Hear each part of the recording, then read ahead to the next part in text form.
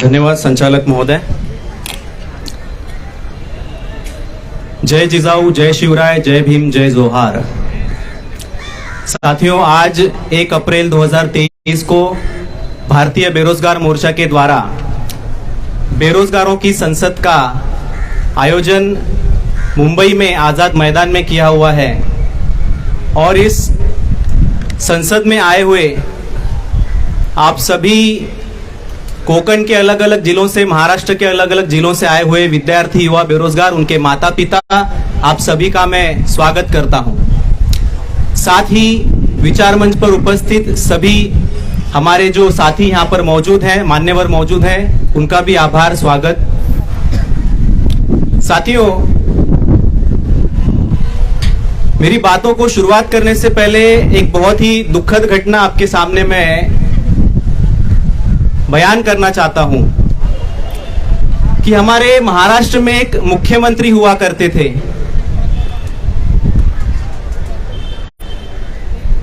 वे मुख्यमंत्री शादियों में नाचते हुए पाए गए थे। उनको डिपार्टमेंट्स की ज्यादा मालूमात तो नहीं थी, पर वे अच्छे थे। अगर वो जिंदा होते तो शायद इस बेरोजगारों की संसद में आते और हमारी बातों को सुनते और शायद विधानसभा में जाकर वहां पर कुछ बात रख पाते। तो खैर, उनको भावपूर्ण श्रद्धांजलि अर्पित करते हुए, साथ ही आप लोग जिस विधानसभा क्षेत्र से आए हो, आप लोग जिस लोकसभा क्षेत्र से आए हो, उन सभी लोकसभा और विधानसभा क्षेत्र के एमपीज और एमएलएज को मैं भावपूर्ण श्रद्धांजलि अर्पित करता हूं, क्योंकि अगर वो लोग जिंदा होते तो शायद इस बेरोजगारों की संसद में आते, हमारी बातों को सुनते, और शायद वो जिंदा होते तो हमें यहां आने की जरूरत ही ना पड़ती, आपको भी आपका घरदार छोड़ के यहां आने की जरूरत ही नहीं पड़ती। तो इसीलिए उनको भावपूर्ण श्रद्धांजलि अर्पित करते हुए अपनी बातों को मैं शुरुआत करता हूं। साथियों, आज भारत को युवाओं का देश कहा जाता है। पूरी दुनिया में, पूरे विश्व में किसी भी देश में युवाओं की इतनी संख्या नहीं है जितनी कि भारत में है। लगभग 45 to 49% का जो पॉपुलेशन है वो यूथ पॉपुलेशन है। इतना ज्यादा यूथ पॉपुलेशन होने के बाद भी अगर इनको सही डायरेक्शन दिया जाए, इनको सही नौकरी दी जाए, तो भारत महासत्ता बन सकता है। लेकिन क्या बात है ऐसी क्या, ये जो राजकारण कर रहे हैं जो लोग हैं, ऐसी क्या बात है कि ये भारत को महासत्ता बनते देखना नहीं चाहते? साथियों, आज भारत में युवाओं को सही स्किल, सही गाइडेंस ना मिलने की वजह से बेरोजगारी बड़े पैमाने पर बढ़ रही है। और केवल बेरोजगारी बढ़ नहीं रही है, तो आज देश में ये हालात बढ़ चुके हैं कि आज प्रतिदिन 38 पढ़े लिखे नौजवान बेरोजगार आत्महत्या करने पर मजबूर हो रहे हैं। 38 एवरी डे। एनसीआरबी का रिपोर्ट है कि हर दिन, भारतवर्ष में हर दिन 38 सुशिक्षित बेरोजगार, पढ़े लिखे बेरोजगार आत्महत्या करते हैं। कसाई लोग ही डाटा बना रहे हैं, उससे ज्यादा होगा। हाँ, तो एनसीआरबी का जो रिपोर्ट है ये साफ सुथरा रिपोर्ट है, ऐसा भी कहा नहीं जा सकता। हो सकता है इसमें भी बहुत बड़ी गड़बड़ की हुई हो, मिलावट की गई हो सकता है, ये आंकड़ा डबल भी हो, उसमें से कुछ आंकड़ा उन्होंने छुपाया हो, लेकिन एनसीआरबी का रिपोर्ट हमारे पास जो है वो 38 है। तो साथियों, कहीं ना कहीं बेरोजगारी जो है देश की सबसे बड़ी ज्वलंत समस्या बन चुकी है और जिसके वजह से भारत के ऊपर एक कलंक लग गया है कि भारत अब युवाओं का नहीं, बेरोजगारों का देश बन चुका है। तो साथियों, ये बेरोजगारी क्यों बढ़ रही है, थोड़ा सा आपको टेक्निकल बातें आपको समझाना चाहूंगा कि लेबर फोर्स पार्टिसिपेशन रेट जो है वो दिन ब दिन घटता जा रहा है। लेबर फोर्स पार्टिसिपेशन रेट एक समय में जो 56%, 68% हुआ करता था, आज वो 40% पे आ चुका है। ये लेबर फोर्स पार्टिसिपेशन रेट ये कहता है कि भारत में नौकरी खोजने के लिए 100 में से केवल 40 लोग घर से बाहर निकलते हैं। ये है लेबर फोर्स पार्टिसिपेशन रेट 40%। 60% लोग नौकरी खोजने के लिए घर से बाहर ही नहीं निकलते। तो आप सोचिए कि अगर 1 से 18 उम्र की लोगों को माइनस किया जाए, 60 साल के ऊपर के लोगों को माइनस किया जाए, तो 100 करोड़ में से लगभग 60 करोड़ लोग ऐसा कहा जा सकता है कि नौकरी खोजने के लिए घर से बाहर नहीं निकलते। तो इसमें से 40 से 45 करोड़ ये बेरोजगारों की संख्या इस देश में बढ़ चुकी है साथियों। और सबसे खराब बात यह है कि आज हमारे सामने हमारी महिलाएं बैठे, माता भगिनियां बैठी हैं, लेबर फोर्स पार्टिसिपेशन रेट महिलाओं में सबसे कम है।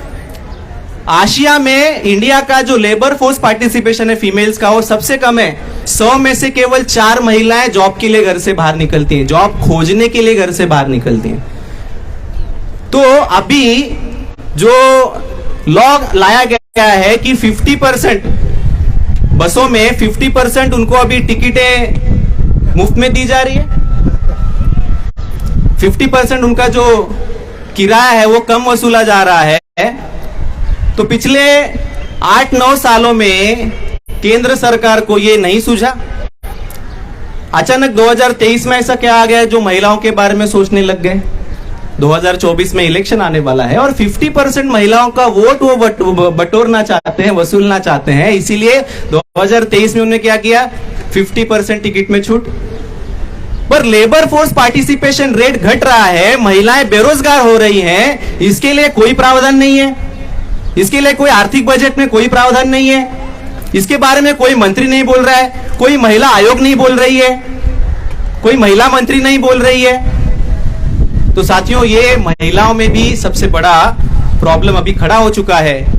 तो साथियों, अब तक तो हम ये देख रहे थे कि 38 पढ़े लिखे बेरोजगार नौजवान आत्महत्या कर रहे थे बेरोजगारी की वजह से, लेकिन दिल्ली में एक ऐसी घटना घटित हुई सितंबर माह में पिछले साल कि एक क्षितिज नाम के 25 साल के इंजीनियर बेरोजगार ने सबसे पहले अपनी मां का गला काटा। 3 दिन वो घर में बैठा रहा उसके मां के बॉडी के पास और 77 पेजेस का उसने सुसाइड नोट लिखा और उसमें उसने ये लिखा है कि बेरोजगारी को तंग आकर मैं अपनी मां को भी मार दिया और मैं भी मरने जा रहा हूं। तो साथियों, समस्या केवल अभी बेरोजगारों तक नहीं रुकी है, वो अभी उनके फैमिली तक जाकर पहुंची है। केवल बेरोजगारी आत्महत्या नहीं कर रहे हैं, तो उनकी फैमिली को मारने पर वो लोग मजबूर हो रहे हैं साथियों। तो इसलिए ये जो बेरोजगार करके हमें मारने पर जो मजबूर करने वाली सरकार है, ये सरकार को खत्म करना, ये हमारा प्रावधान होना चाहिए, ये हमारी प्रायोरिटी होनी चाहिए।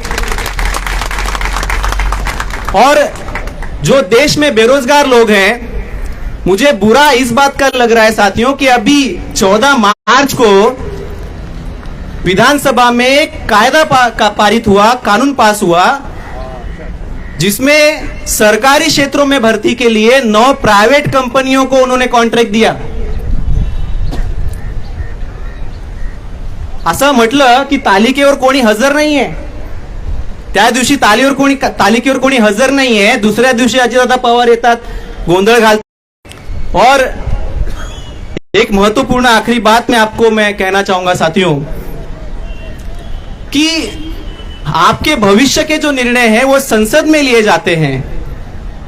हमारे बहुत से युवा नौजवानों को मैं देखता हूं कि वो राजकारण की ओर बहुत ही उदासीन है, वो राजकारण को दलदल कहते हैं, उसकी तरफ वो मुड़ना नहीं चाहते। लेकिन आपकी जानकारी के लिए बता दूं, आपके भविष्य के जीवन मरण के सब निर्णय संसद में लिए जाते हैं और जब तक लायक लोग, ईमानदार लोग संसद में चुनकर नहीं जाएंगे, तब तक इस देश में व्यवस्था परिवर्तन नहीं हो सकता।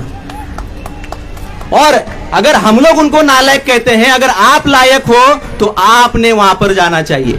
अगर वो बेईमान है, अगर आप ये कहते हो, अगर आप ईमानदार हो तो आपने वहां पर जाना चाहिए। तो साथियों, अगर ये सरकार और अगर एमएलए एमपीज अगर फिर भी हमारी बातों को नहीं सुन रहे, जो बेरोजगार मोर्चा ने बेरोजगार संसद लगाई, जो भी सवाल हमारे बेरोजगार साथियों ने खड़े किए हैं, अगर इसके ऊपर एमएलए एमपी अगर अभी भी विधानसभा में, संसद में आवाज नहीं उठाते हैं, तो साथियों आने वाले समय में ये सरकार बदलने के लिए भारतीय बेरोजगार मोर्चा के साथ में भारतीय युवा मोर्चा भी कंधे से कंधा मिलाकर काम करेगा और ये लड़ाई लड़ेगा, ऐसी मैं ग्वाही देता हूं और यहीं पे रुकता हूं। मान्यवरों ने और आयोजकों ने मुझे बोलने का मौका दिया और आप सभी लोगों ने मुझे ध्यान से सुना, इसलिए धन्यवाद, आभार। जय भीम, जय भारत।